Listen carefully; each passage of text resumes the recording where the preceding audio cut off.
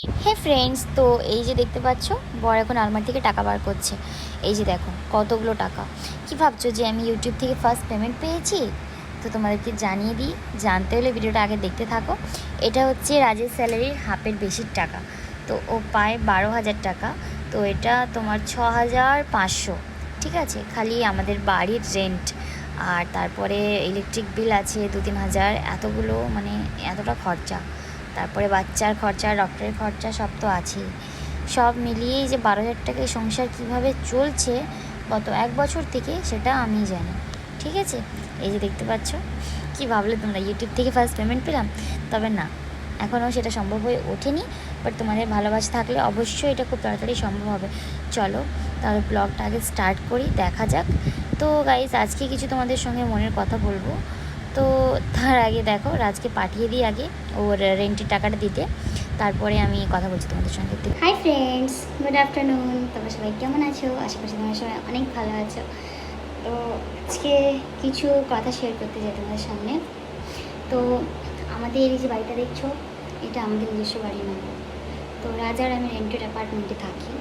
হ্যাঁ, এটা রেন্টের বাড়ি। তো শুরু থেকেই আমরা রেন্টের বাড়িতে থেকে আসছি। তোমরা হয়তো ভাবছো যে আমার এত বড় শ্বশুর, আমার শ্বশুর শাশুড়ি তো খুবই ভালো, আমি কেন থাকি না। ফ্রেন্ডস, হয় না যে সব কিছু ভালো থেকেও আমার এমন কিছু সমস্যা হয়ে যায় যার জন্য থাকতে ইচ্ছে করে না। সত্যি কথা বলতে, রাজ আগে খুব ভালো জায়গায় একটা চাকরি করতো, স্যালারি খুব ভালো ছিল। তারপরে পরিস্থিতির কারণে ওই চাকরিটা ছেড়ে যায়। তো এখন একটা ছোটো চাকরি করছে।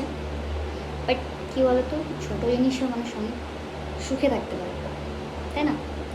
তো এখন টাকাটা কম হলেও সুখে থাকাটা বেশি ইম্পর্টেন্ট, তাই না? একসঙ্গে থাকলে যতটা ঝামেলা হয়, একা থাকলে অতটা হয় না। আর অনেক সময় মানুষ ঝামেলা ইচ্ছে করেই করে। অনেক মানুষ আছে ইচ্ছে করে ঝামেলাটা করে। সত্যি কথা বলতে, আমার শাশুড়ি খুব ভালো, প্রচুর। আমার মায়ের থেকেও ভালো। আমার খুব ভালোবাসে, ভাইও ভালো, সব ভালো। বাট আছে একজন কেউ, নাম বলতে চায় না, যার জন্য এত সব প্রবলেম হয়।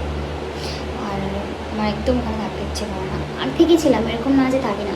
বাবু হবার পর যখন রাজের কাজ ছেড়ে যায়, তখন আমরা 4 মাস ওখানে আমি ছিলাম। বাট সত্যি কথা বলতে, এই যে আমার হাতে দেখতে পাচ্ছ নিশ্চয়, এই যে কাটা,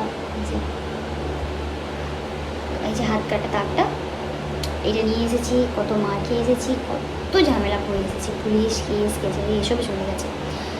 রাজ আর আমি দুজনকে মেরে দিতে চাইতাম, এরকম সিচুয়েশন হয়ে গেছিলো। বাট আমি আর চাই না কি সেই সিচুয়েশনটা আবার ফেরত আসুক। আসলে বাড়ির গার্জেন মাঝে মাঝে এমন করে যে বাচ্চাদেরকে বাড়ি ছেড়ে নিজে দিয়েই চলে যেতে হবে, তাই না? আজও পর্যন্ত কী বলবো, আমার শ্বশুরবাড়ি এত বড় বাড়ি, বাট সব কিছুই আছে, তবুও আমি ভাড়া বাড়িতেই টাকাটা দিচ্ছি। এই 6,000 টাকা যদি আমি আবার মানে না দিতে হতো, তাহলে আমি বাবুকে, সত্যি কথা বলতে, আমি বাবুকে স্কুলে দিয়ে দিতাম। আর ফিস টানতে পারবো না এখন, তাই জন্য আমি দিচ্ছি না, আর স্কুলে দিয়ে দিই। ইনফ্যাক্ট রাশন, বাড়ির যে বাজার খরচা, এতে আমার কাজে লাগতো, আমি নিজের জন্য কিছু টাকা স্পেন্ড করতে পারতাম। বাট কী করবো বলো, বড় একটা ছোট্ট চাকরি, ছোট্ট মাইনের হাফের বেশি টাকাটা আমরা রেন্টেড অ্যাপার্টমেন্টে দিয়ে দিই। কলকাতায় যা বাড়ির দাম তা তোমরা জানো। অনেক খুঁজেছি, চেষ্টা করেছি, এবার ছোটো বাড়ি পাইনি, সত্যি কথা বলতে পাইনি। আর যাই হোক, এভাবেই চলছে। দেখি কদিন নিয়ে যেতে পারি জিনিসটা। আর তোমরা যদি পাশে থাকা সাপোর্ট করো, তাহলে নিশ্চয়ই আমি একদিন নিজের বাড়ি নেব। বাট খুব আশা, জানো, আমার ছেলে যখন স্কুলে যাবে, কোনো ভাড়া বাড়ি থেকে যাবে না, নিজের বাড়ি থেকে যাবে। খুব আশা, ছেলে একটা ঘরে,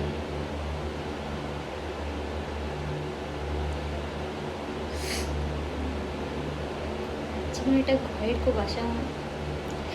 জানি না ভোরবেলা কবে আমার ইচ্ছাটা পূরণ করবে, কবে আমি নিজের একটা ঘর নিতে পারবো।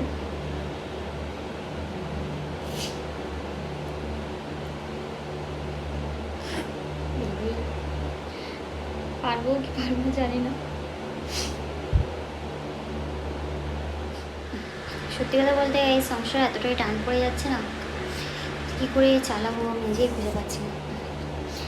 সব জিনিসটাই এত মানে কষ্টের মধ্যে, নিজের জন্য একটা কিছু কিনতে পারি না, কিছুই করতে পারছি না, অনেকটা কষ্টের মধ্যে রয়েছি। তোমরা প্লিজ একটু সাপোর্ট করো। আর যদি আমার ভিডিওটা ভালো লাগে, আর তোমাদের যদি ভালো লাগে প্লিজ সাবস্ক্রাইব করে দিও আমার চ্যানেলটা। বাই বাই, দেখা হচ্ছে আরেকটা নিউ ব্লগে। আজকে ব্লগটা এইটুকুই থাক। আসলে কিছু মনের কথা বলতে চেয়েছিলাম তোমাদেরকে, তাই ভাবলাম যে বলে দিই।